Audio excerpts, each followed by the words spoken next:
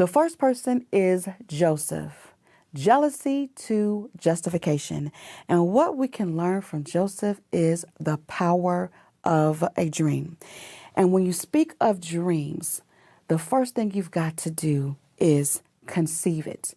Your dream, what is it that nags at you?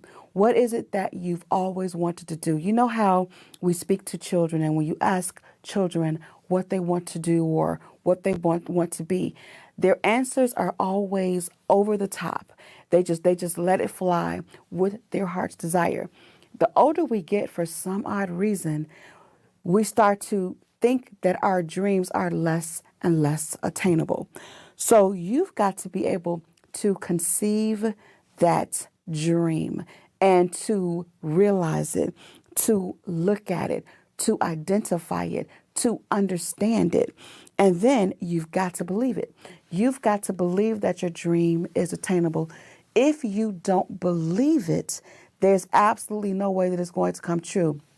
Joseph illustrated this for us. Joseph had this dream, and in his dream, he saw himself as a ruler and a leader, and that his brothers and even his parents would be subject to him. This was a dream, and he allowed this dream to be. He allowed it to be his dream. He didn't suppress it. He didn't try to say that that was not his dream. He allowed his dream to be his dream. You've got to allow your dream to be your dream. And then he believed it. See, sometimes when your dream does not fit into your reality, when your dream is not constrained by your reality, you don't believe it and you think that it's not attainable. Joseph's dream of his parents and his siblings bowing to him was not a likely dream because he was one of the younger sons. So he would be the last person who would be in a position where his parents and his siblings were subject to him. But Joseph believed it, even though it was highly unlikely and even unheard of. He believed it anyway. Now, the next point is to speak it. And this is where so many people have been misled. I cannot tell you how many times I've heard people say that you can't tell people about your dreams because if you tell them about your dreams, they're going to do something to try to stop you. That is absolutely absurd. Speak your dreams. I'm going to say it again. Speak your dreams. And no one, not anyone on earth has the power to stop your dreams to come true from coming true because your dreams are birthed in you by God. And no one has the power to stop that. So when you talk about speaking it, and again, Joseph spoke on his dream. He told his brothers. And when he told his brothers, what happened? At first, they were going to kill him. They're like, who do you think you are, that you will have rule over us? They were going to kill Joseph. And then they decided, no, we're not going to kill him. We're just going to sell him. And we're going to tell our father that he died. Okay.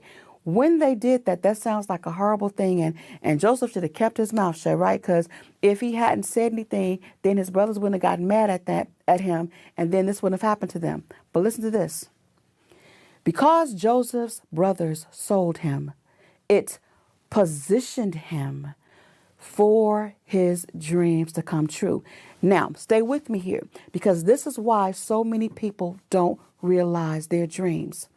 They're afraid to speak on it because they don't want to go through all of the things that's necessary to make that dream come true. From the point that Joseph was sold, he was lied on and he was thrown into prison and he went through all of these things. But at every stage during his story, Joseph still held on to his dream. He still believed it and he still spoke on it. And everywhere he went, he spoke of his dreams. He interpreted dreams. So everybody that came in contact with Joseph knew that he was a dreamer. Everybody that comes in contact with you should feel your dream. You never let your dream go.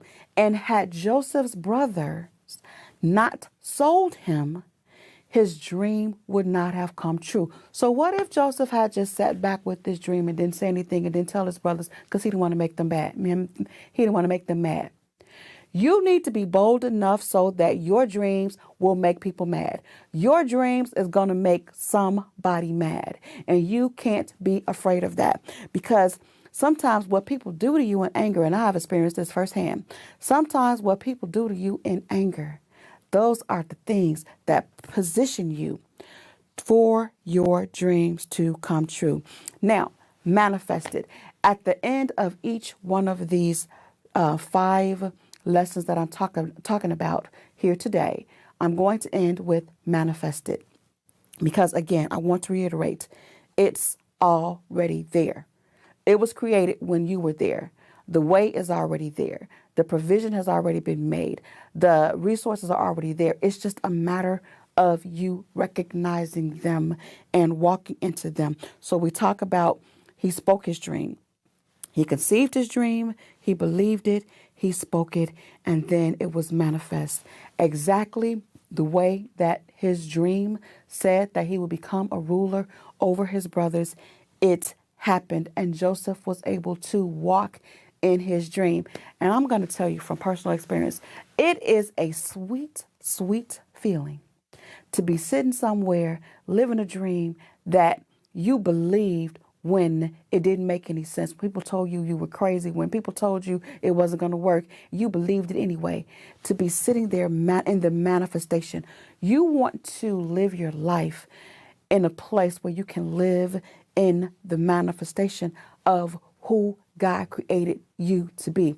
We have a God who makes dreams come true, but you have got to be able to believe in the power of that dream.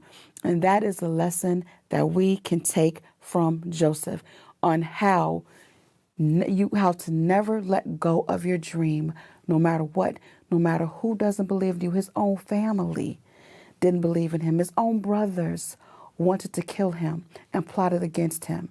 And at every turn, it looked like everybody was against him. But at the end of the day, his dream came true because he never let go.